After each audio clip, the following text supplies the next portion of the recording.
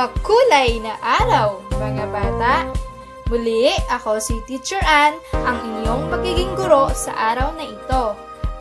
At ang layunin para sa araling ito, na ilalarawan ang mga katutubong disenyo na gawa ng mga pangkat etniko sa mga kultural na pamayanan. Nakalilikha ng isang disenyo mula sa mga katutubong motif sa pamamagitan ng crayon etching at nakaguguhit ng disenyong etniko sa bookmark gamit ang elemento ng sining.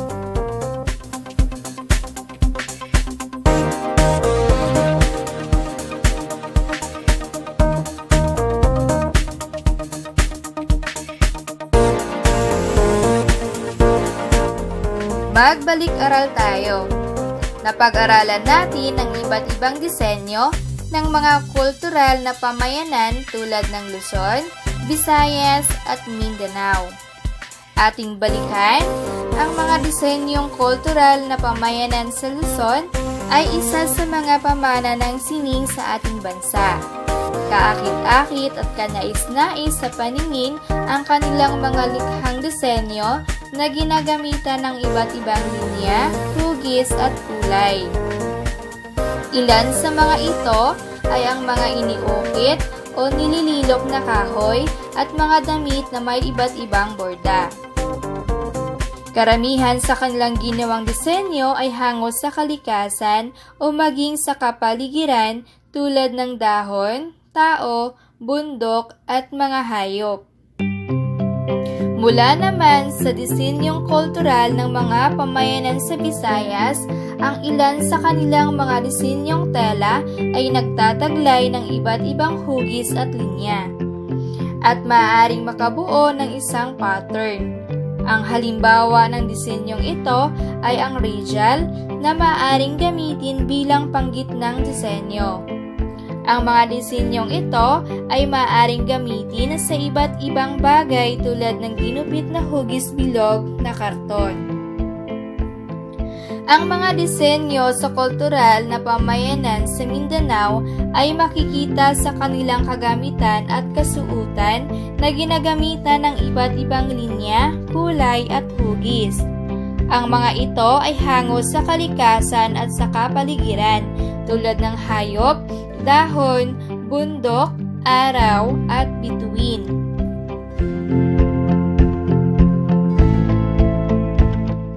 Ngayon, dadako naman tayo sa ating panibagong aralin.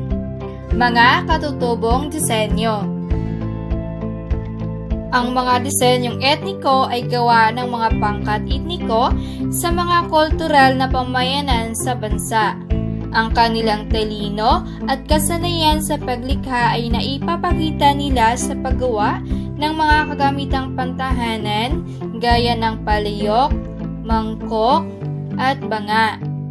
Ito rin ay naipapakita sa mga hinabing tela, kumot, at banig. Magaganda rin ang kanilang mga palamuti sa katawan tulad ng alahas, kwintas, at hikaw. Ang mga bagay sa kapaligiran at maging sa kalikasan ay ang mga pangunahing pinagagayahan ng kanilang mga disenyo tulad ng araw, buwan, bituin, dahon, bulaklak, dagat, hayop, at tao. Ang mga sumusunod ay halimbawa ng kanilang disenyo para sa mga dibuhong bituin o star motif. Maranao, Bagubo, Agta, at Bukidnon. Dumako naman tayo sa mga katutubong disenyo na mayroong dibuhong araw o sun motif. Kalinga, Maranao, Ifugao, at Bagubo. Sa mga dibuhong tao naman ay mayroong Bagubo, Ifugao, at Buntok. At mga iba pang dibuho katulad ng taong sumasayaw, puno, kidlat, agila, at ahas. Ating tandaan, ang mga disenyong etniko o dibuho ay may katangi-tanging kagandahan. Dapat nating panatilihin at ipagmalaki ang mga ito upang lalong makilala ang ating bansa. At para sa ating gawain, gagawa tayo ng disenyo sa crayon etching. Kagamitan: plain white folder o lumang cardboard, gunting, lapis, Crayola, paper clip o toothpick at yarn. Mga paraan sa paggawa. Una, ihanda ang mga kagamitan. Pangalawa, gumupit ng 2x7 na cardboard o kung anong gusto ninyong laki na magiging bookmark. Pangatlo, diinan ng maigi ang panghuhulay sa buong cardboard. Punuin ito ng iba't ibang kulay ng Crayola. Pang-apat, patungan ng kulay itim na Crayola ang buong bahagi ng cardboard. At ang panghuli, maaaring gumamit ng paper clip or toothpick na magsisilbing pangguhit ng mga disenyong etiko.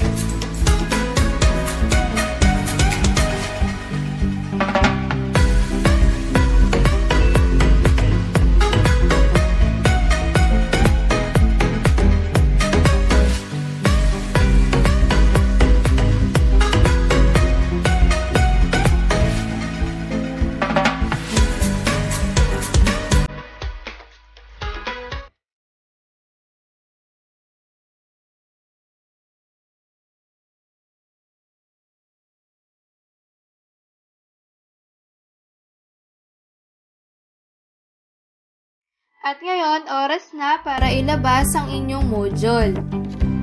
Para sa unang gawain, gawain sa pagkatuto bilang 3 sa pahina 30. Gawain sa pagkatuto bilang 5 sa pahina 31. Gawain sa pagkatuto bilang 2 sa pahina 36. Gawain sa pagkatuto bilang 1 sa pahina 37. Gawain sa pagkatuto bilang 2 sa pahina 38 at gawain sa pagkatuto bilang 3 sa pahina 38. Maligayang pagsasagot at maraming salamat sa inyong panonood at pakikinig. Hanggang sa susunod na aralin, paalam!